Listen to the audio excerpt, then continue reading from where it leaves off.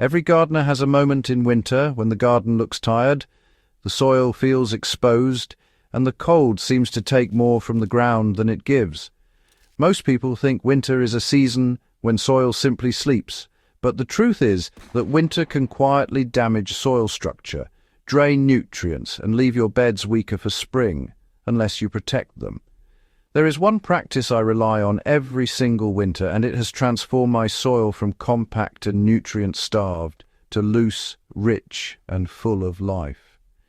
That practice is sowing winter cover crops, and the results genuinely feel like magic compared to leaving beds bare through the cold months. Cover crops work because they keep soil alive when cold weather tries to shut everything down. When winter arrives, bare soil is one of the fastest ways to lose organic matter. Rain compacts it, frost fractures its structure, nutrients leach out with every thaw. Microbes slow to a crawl because they have no living roots to interact with. By sowing winter cover crops, you give the soil something to hold on to, something to work with, and something to protect itself.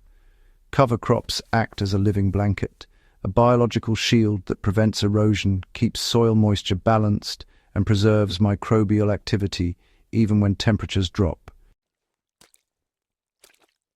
Instead of allowing winter to strip the soil, cover crops keep feeding it through their roots. Those roots release exudates, carbohydrates, proteins, and organic acids that feed bacteria and fungi all winter long. That means your soil heads into spring already active, already breathing, and already building structure. Not all cover crops perform the same in winter, so knowing what to sow is everything. When choosing a winter cover crop, you need one that germinates in cool conditions, survives frost, and provides real benefits by spring.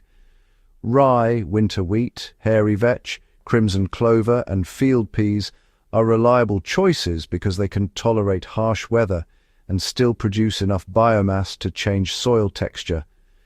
But in my garden, cereal rye has consistently delivered the strongest protection. Cereal rye, germinates in soil as cool as 34 degrees Fahrenheit. That actually gives you a really long planting window, from early autumn into early winter depending on your climate. Once it sprouts, rye sends down these deep, fibrous roots that honestly break up compacted soil better than any tool you can buy. By the time spring rolls around, those roots create channels for air and water, which allows your vegetable roots to grow deeper and faster. Rye also captures nitrogen that would otherwise just wash away, storing it until you cut it down and let it decompose. If you want a legume to add nitrogen, hairy vetch pairs extremely well with rye. The rye, you see, provides the structure while the vetch climbs and fixes nitrogen right into the soil. By early spring, the combination gives you green biomass that transforms into a nutrient-dense mulch once you terminate the crop. What makes winter cover crops so powerful is, honestly, the work happening below the surface. Roots insulate soil from temperature swings. They maintain microbial respiration at a low but steady rate.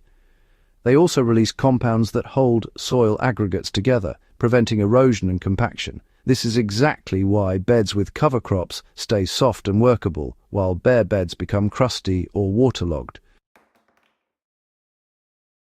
Cereal rye roots go 2 to 3 feet deep in good soil. Even in tough soil, they easily reach a foot. That depth creates pathways that next season's roots, tomatoes, peppers, cabbages, squash, will follow naturally. Your spring plants expend less energy fighting through the soil and more energy producing fruit. There's also a biological benefit many gardeners underestimate. When soil stays biologically active through winter, you avoid the spring microbial lag, a period when soil life is waking up but not yet fully cycling nutrients. Rye and vetch don't need perfect conditions, but they do need space and moisture to establish before deep cold sets in. If you're sowing cereal rye alone, Broadcast approximately 1 to 1.5 pounds of seed per 1,000 square feet and lightly rake it in. If combining rye with hairy vetch, use a 2-to-1 ratio, 2 parts rye seed to 1 part vetch seed. This ensures the rye provides enough structure while allowing the vetch to climb and fix nitrogen. After sowing, water deeply once. Moisture is essential for germination, but the plants won't require much after that. In fact, winter precipitation usually handles all the watering for you. Once they sprout, they will continue growing until temperatures fall consistently below freezing, then resume again during mild winter days. The real payoff comes when you terminate the cover crop.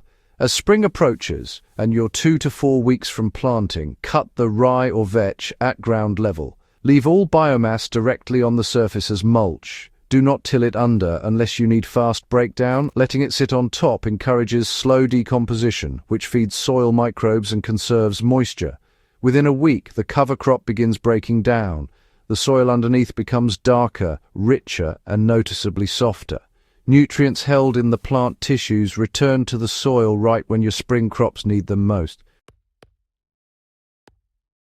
Sowing cover crops is the closest thing to soil magic you will ever experience as a gardener.